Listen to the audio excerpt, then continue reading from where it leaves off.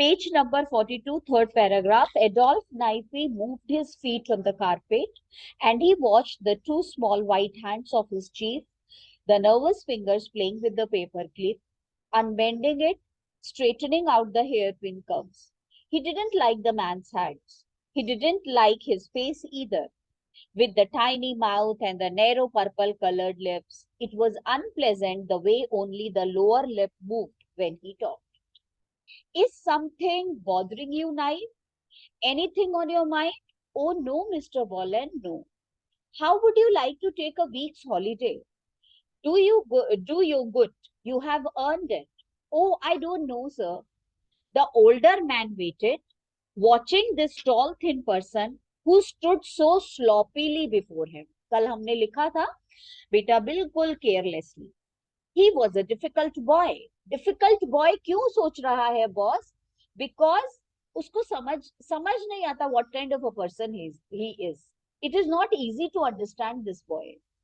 Why couldn't he stand up straight? झुका हुआ रहता है, सीधा क्यों नहीं खड़ा होता? Always drooping and untidy with the spots on his jacket and hair falling all over his face. I would like you to take a holiday night. You need it. तुम्हें छुट्टी चाहिए? तुम जाओ. All right, sir, if you wish. ठीक है, अगर आप कह रहे हो तो छुट्टी ले लेता हूँ. Take a week. एक हफ्ते की छुट्टी. 2 weeks if you like. 2 हफ्ते की अगर तुम चाहो तो. Go somewhere warm. किसी अच्छी जगह जाओ. Get some sunshine. बेटा ये जितने यूरोपियन कंट्रीज होते हैं ना, बड़ा यहाँ पे कोल्ड बड़ी डिप्रेसिंग सी होती है. तो सनशाइन वाली जगह पे जाओ, वार्म जगह पे जाओ जहां मूड तुम्हारा चीयर अप हो जाए. Swim, relax, sleep, then come back and we will have another talk about the future. और फिर आगे क्या करना है बात करेंगे. नाउ बेटा पेज नंबर 43 और आराम से बैठ जाओ. 43 44 दोनों पेजेस पढ़ने हैं आज. एडोल्फ नाइप वेंट होम बाय बस to his 2-room apartment. छोटा सा घर है बेटा उसका, वहां गया. He threw his coat on the sofa, poured himself a drink of whiskey and sat down in front of the typewriter that was on the table. पुराना जमाना था, कंप्यूटर नहीं है बेटा, वो छोटा वाला टाइपराइटर के सामने बैठ गया. आज हमें पता चलेगा कि वो खुश क्यों नहीं था. Mister Bolan was right. मन में सोचता है मिस्टर बॉलन ठीक कह रहे थे. Something is bothering me. कुछ तो है जो मुझे परेशान कर रहा है. Of course he was right, except that he didn't know the half of it. यहां तक तो बॉस ठीक था कि something was troubling me. आधी बात वो सही कह रहा था कि कोई चीज है जो मुझे परेशान कर रही है, पर आधी बात बॉस को नहीं पता. बॉस सोच भी नहीं सकता कि मैं क्यों परेशान हूं. He probably thought it was a woman. Probably मतलब possibly.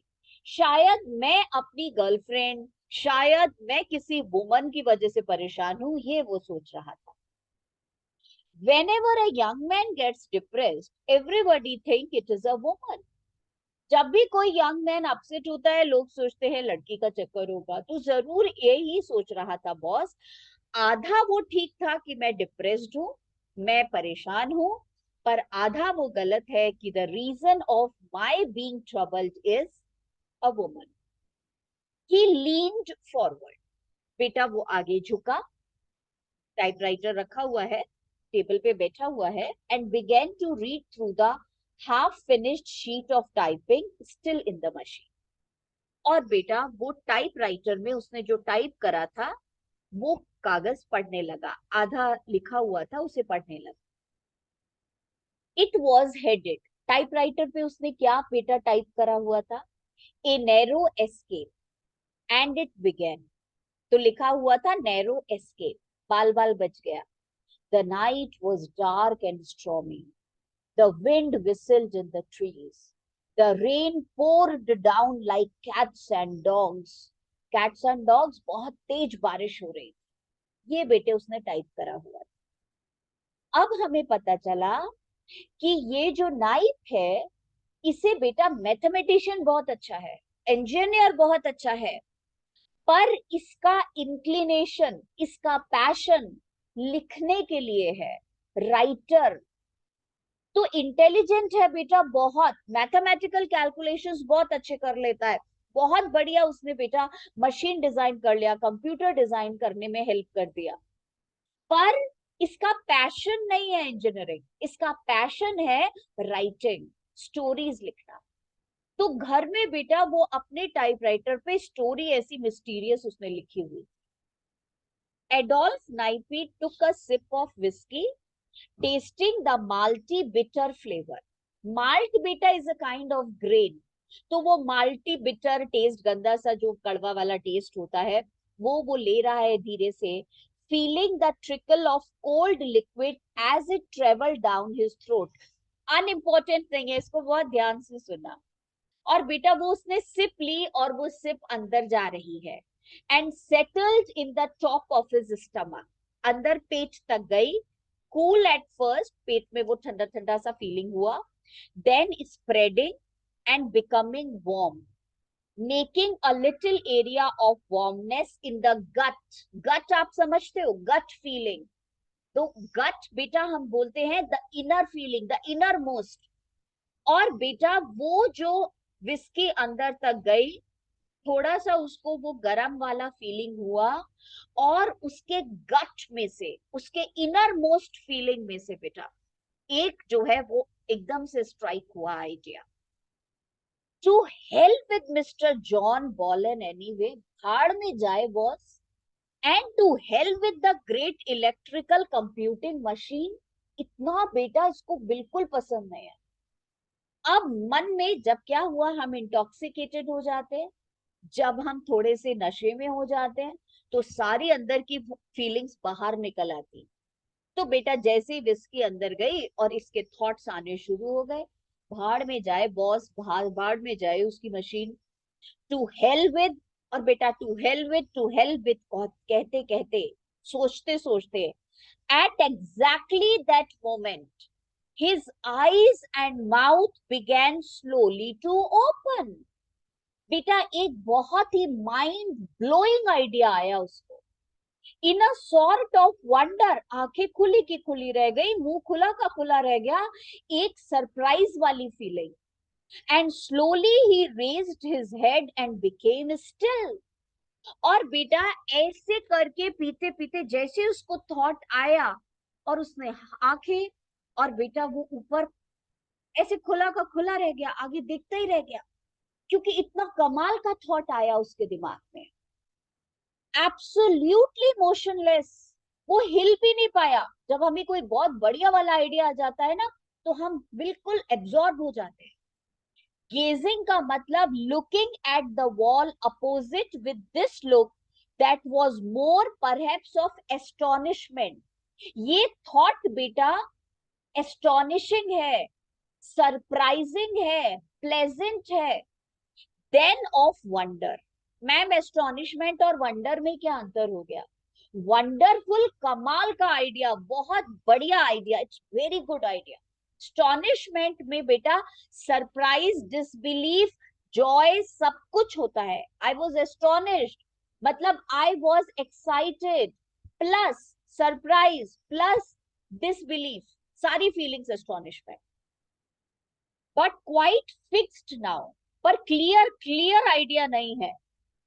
Unmoving and remaining thus for 40 50 60 seconds, 1 minute तक बेटा वो बैठा का बैठा रह गया, सामने वॉल को देखता चला गया, क्योंकि उसके साथ दिमाग में जो आइडिया आया था वो खुद एस्टोनिश्ड था उस आइडिया से। Then gradually the head still motionless, a subtle change, बेटा सटल का मतलब हो गया very slow change, spreading over the face, astonishment becoming pleasure, very slight at first। और बेटा धीरे से, सिर नहीं हिल रहा है, सिर ऐसा का ऐसा ही है, पर चेहरे के ऊपर थोड़ा खुशी आ गई। Only around the corners of the mouth, थोड़ी सी मुस्कुराहट आ गई। इंक्रीजिंग ग्रेजुअली, वो मुस्कुराहट बढ़ती चली जा रही है। Spreading out until at last the whole face was open wide and shining with extreme delight। और बहुत खुश हो गया, क्योंकि बेटा जैसे ही वो विस्की अंदर गया, ही वो कर्स कर रहा था, पर जीनियस तो है ही बहुत।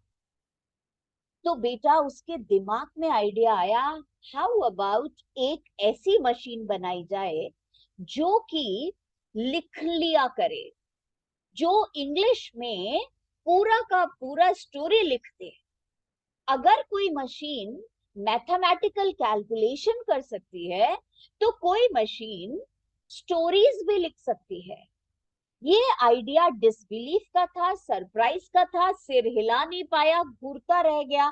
पर धीरे धीरे बेटा उसको अपने ऊपर कॉन्फिडेंस है और उसका पैशन है लिखना, इसलिए उसको ये आइडिया बहुत अच्छा लगा और उसके चेहरे पे मुस्कुराहट आ गई और बेटा उसका चेहरा शाइन करने लगा थोड़ी ही देर में।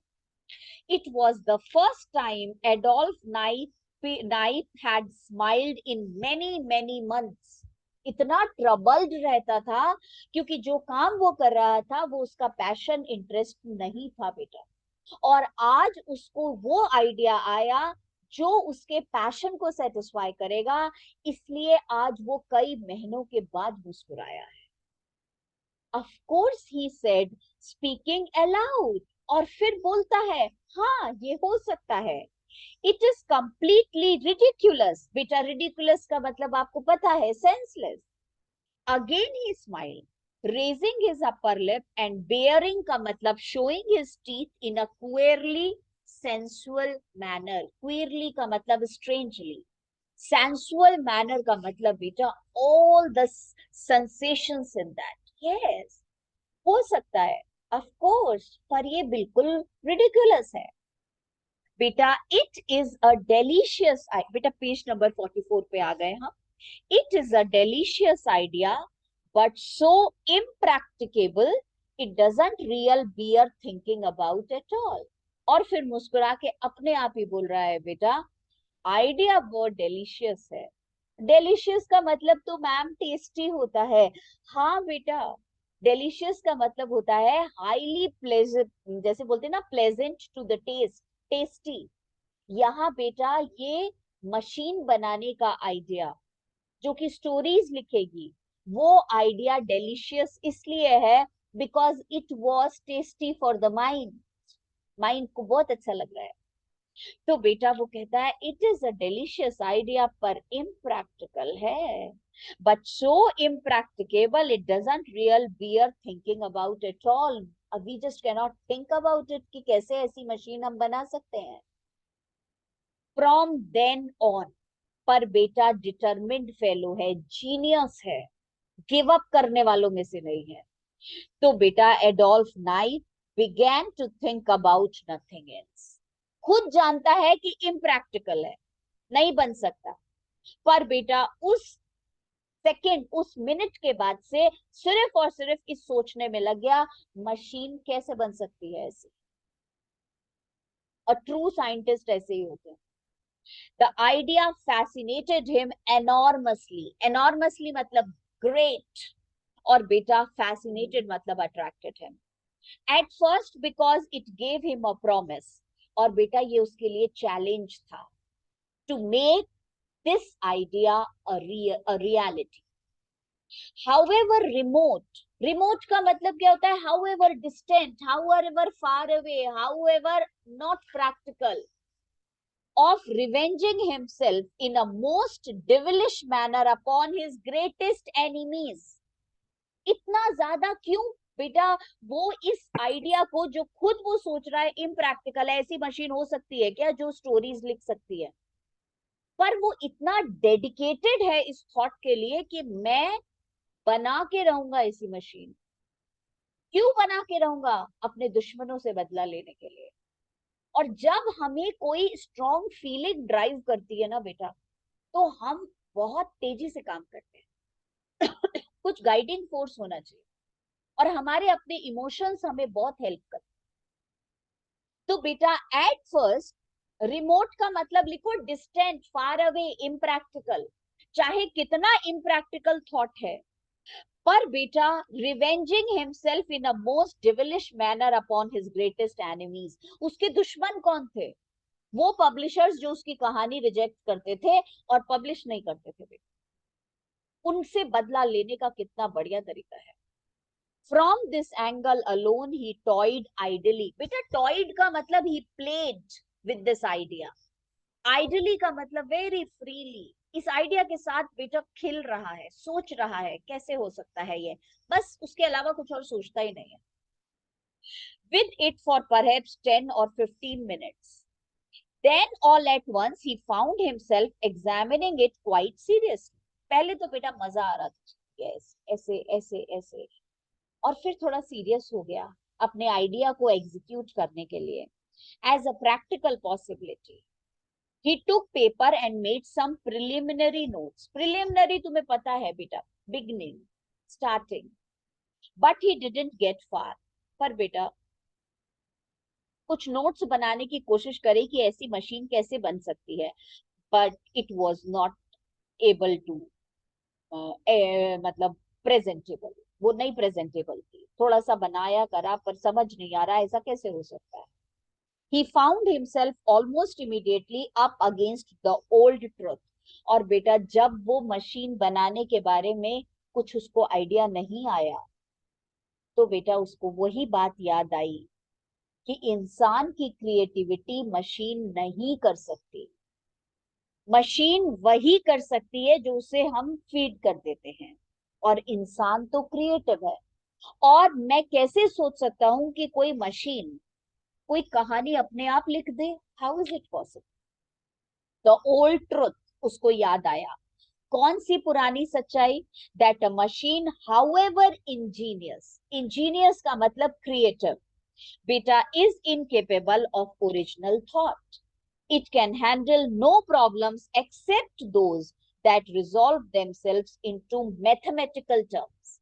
और मशीन सिर्फ मैथमेटिकल सॉल्यूशंस कर सकती है, इमोशनल और ये वाले नहीं कर सकती. Problems that contain one and only one correct answer. और मशीन सिर्फ बेटा एक आंसर जो है, एक आंसर पे पहुंच सकती है, क्रिएटिविटी कैसे दिखा सकती. This was a stumper. Stumper का मतलब लिखो पजलिंग क्वेश्चन, डिफिकल्ट क्वेश्चन. तो फिर मैं मशीन से कैसे सोच सकता हूं कि मशीन कहानियां लिख दे? There didn't seem any way around it. और बेटा उसको सॉल्यूशन समझ नहीं आ रहा, मशीन कैसे ये काम कर देगी. अ machine can not have a brain, क्योंकि मशीन का दिमाग नहीं होता. On the other hand it can have a memory, can it not? हाँ दिमाग तो नहीं होता पर मशीन की मेमोरी तो होती है. Their own electronic calculator had a marvellous memory. Machines में कैलकुलेटर होते हैं, उसमें मेमोरी होती है. Simply by converting electric pulses. और मशीन किससे काम करती है? इलेक्ट्रिक पल्सेस से. Through a column of mercury into supersonic waves. उसमें मरकरी होता है, सुपरसोनिक वेव्स से वो बेटा कैलकुलेशन करते हैं. It could store away at least 1,000 numbers at a time, extracting any one of them at precise moment it was needed. बेटा precise मतलब exact moment. अब तो खैर बेटा हम सब ये लोग देख ही रहे हैं, अब तो हमारे लिए मैंने बोला नहीं कहानी बड़ी अंडरस्टैंडेबल है, क्योंकि हम सब के पास मेमोरी कार्ड है, हर चीज हो जाती है. तो बेटा उस जमाने में नहीं था तो वो सोच रहा था, अभी वो हमें एक्सप्लेन कर रहे हैं कि कैसे मेमोरी होती है machine. Would it not be possible, therefore, on this principle, to build a memory section of almost unlimited size? तो इसका मतलब ये हुआ मशीन में अगर मेमोरी सेक्शन है तो हम मेमोरी सेक्शन में वर्ड्स भी फीड कर सकते हैं. मतलब मशीन के मेमोरी सेक्शन में बेटा नंबर्स होते हैं, कैलकुलेशंस होते हैं, और जब हमें चाहिए होते हैं वो हमें कैलकुलेट करके बता देती है. तो ऐसे ही हम कहानी लिखने के लिए भी तो कर सकते हैं. नाउ व्हाट अबाउट दैट बेटा, नाउ व्हाट अबाउट दैट का मतलब now what about the writing story. Then suddenly he was struck by a powerful but simple little truth. और बेटा तभी सोचते सोचते उसको एक बहुत ही पावरफुल और बहुत सिंपल ट्रुथ याद आया. अब देखो वो मत होना कंफ्यूज, वहां लिखा हुआ था ओल्ड ट्रुथ, यहां लिखा हुआ है सिंपल ट्रुथ. बेटा simple little truth. that English grammar is governed by rules that are almost mathematical in their strictness. तो मैथ्स में जैसे रूल्स फॉलो होते हैं वैसे ही इंग्लिश ग्रामर में भी रूल्स फॉलो होते हैं. तो अगर मैथ्स के बेटा कैलकुलेशंस मशीन कर सकती है, तो ग्रामर के रूल्स फॉलो करके मेमोरी सेक्शन में वर्ड्स होंगे, तो वो वर्ड्स को बेटा रूल्स के बेसिस पे अरेंज करके सेंटेंस भी लिख सकती है machine. Given the words and given the sense of what is to be said, then there is only one correct order in which those words can be arranged. तो words है memory section में, grammar के rules हैं, तो machine grammar के rules के हिसाब से वर्ड्स को अरेंज करके सेंटेंस बना देगी. No, he thought that isn't quite accurate. नहीं नहीं नहीं नहीं, ऐसे नहीं हो सकता. In many sentences there are several alternative positions. पर हर सेंटेंस तो बेटा ग्रामर के एक रूल के हिसाब से नहीं बनता, थोड़ा चेंज होता है. फॉर वर्ड्स एंड बेटा there are several alternative positions for words and phrases, all of which may be grammatically correct.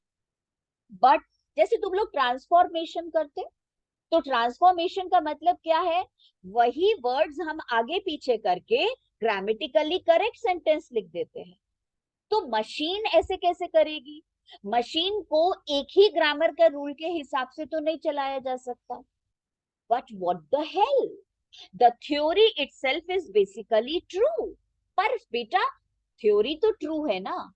Therefore, it stands to reason that an engine built along the lines of the electric computer could be adjusted to arrange words in their right order according to the rules of grammar. पर जैसे number arrange कर सकती है machine, वैसे किसी एक तरीके से ग्रामर के वो वर्ड्स अरेंज करके भी बना सकती है. नई 4-6 डिफरेंट सेंटेंसेस बनाएगी, एक ही जैसा बना लेगी, कोई बात नहीं, पर बन तो सकता है. और बेटा इसके बाद बहुत इंटरेस्टिंग, कैसे वो मशीन बनाएगा, पैसे कहाँ से आएंगे, ये सब we are going to continue Monday को बेटा आगे बढ़े. ठीक है. Thank you ma'am. Thank you ma'am.